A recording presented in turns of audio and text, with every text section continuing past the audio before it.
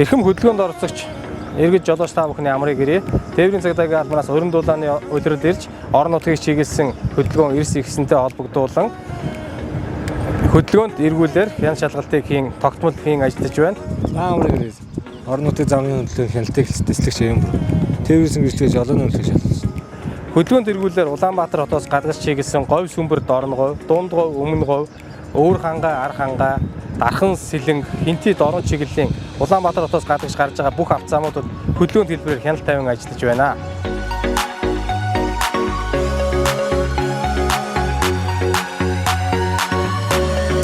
Хөдөлгөөнд оролцож байгаа иргэд та бүхэн орон нутгийг зоригтой болон орон нутгаас Улаанбаатар хотыг зорж явахдаа тээврийн хэрэгслийн бүрэн бүтэн байдлыг хангаж хамгаалах хүсээ зөөж, хурдаа тохируулж, гэрлээ шилжүүлж, насан туршаагүй хүүхдийг хамгаалах зориултын суудалд суулгаж, аюулгүй аялахыг цагдаагийн байгууллагаас зөвлөж байна.